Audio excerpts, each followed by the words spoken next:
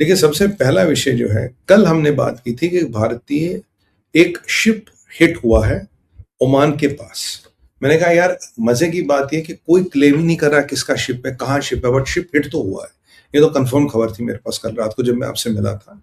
मैं आज सुबह से देख रहा हूँ ये शिप हिट हुआ नहीं हुआ क्या हुआ। फिर मैंने देखा अचानक करीब 5-6 बजे के जायसवाल साहब ने एक बड़ी जबरदस्त अपना प्रेस नोट लगाया और बोला कि इंडिया कंडेम्स दैट इत्यादि। और ये तब है जब अराची यहाँ गुलछर्रे उड़ा रहा है। देखो, इन जिहादियों की मुझे यही डोगलापन पसंद नहीं है। This is how they send a message to.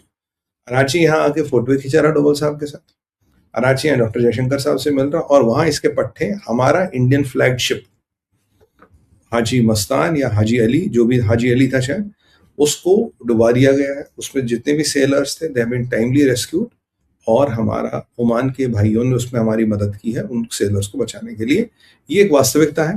Team अगर आपके पास, मैंने जायसवाल साहब को पोस्ट भेजा, वो लगा देना।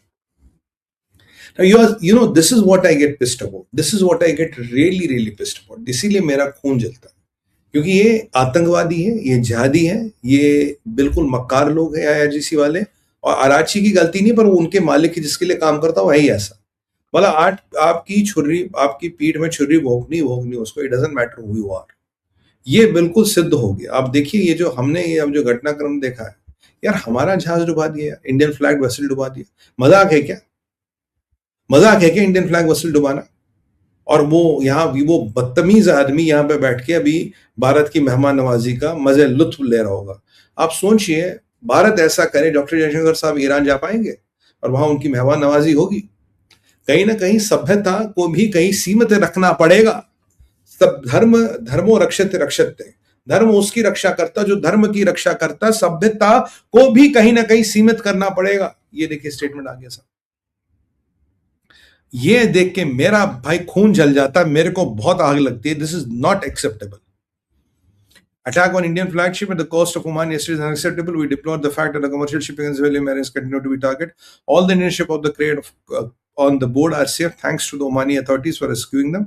India reiterates targeting commercial ships and enduring innocent civilians and crew, or otherwise impeding freedom of navigation and commerce should be avoided. ये आपके सामने जरा आप पढ़िए. This is in front of you for you to read.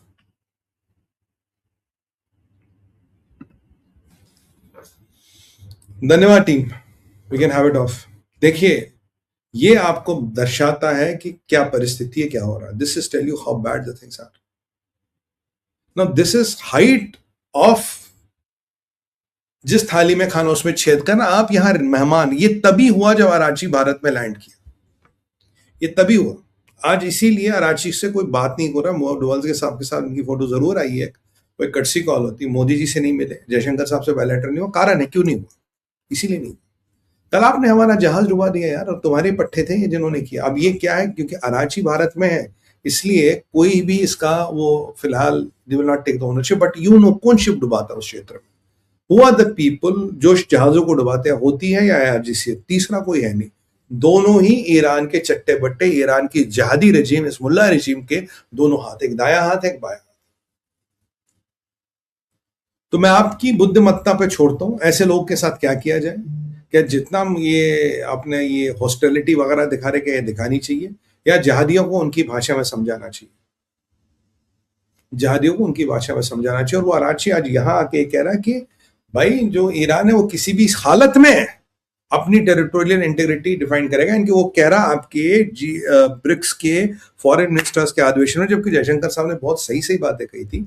वो कह रहा है कि हमें कोई फर्क नहीं पड़ता आपकी ऐसी तैसी हो, हमें जो अपने इंटरेस्ट के लिए करना, आपका शिप डूबता तो डुबाने दो, अगर आपका शिप डूबता तो डुबाने दो। इनको भाषा बम की समझ आती, बारूद की समझ आती, इनको भाषा जे एक्सप्रेस की समझ आती, जन्नत जहाज से जन्नत, इनको वही भाषा समझ आती, इनको और कोई भाषा समझ नहीं आती।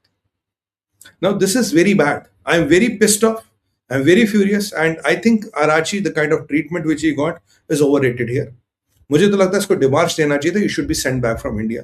भाड़ में गया ब्रिक्स की फॉरेन मिनिस्टर्स की मीटिंग, इसके बगैर भी हो जाती, इन जिहादियों के बिना भी ब्रिक्स चलता रहेगा।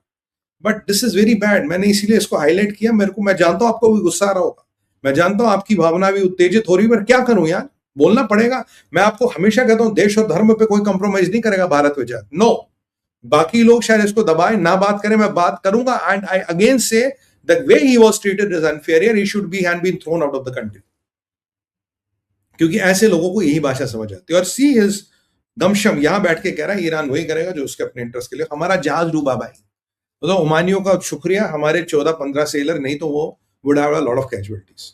ये आउट ऑफ कंट्रोल हो रही है। और मोदी जी ने जो आपको कहा था, आज मेरे साथ कुछ मिलने कुछ लोग आए थे दिन में, and they were not from the Jio politics, but वैसे उनसे कुछ मेरा काम था, तो वो पूछ रहे थे, मैं कहा सर ये मोदी जी ने कल का इसका मतलब क्या? मैंने कहा वो कह रहे हैं कि स्ट्रेट ऑफ हॉर्मुज में मिडिल ईस्ट में बम पड़ने वाला है, आप बंकर बना दिया, मैंने तैयारी करो, be prepared for the rainy day, that is what Modi ji is saying. आप समझिए, he can't openly talk, but whatever he told the implication is this.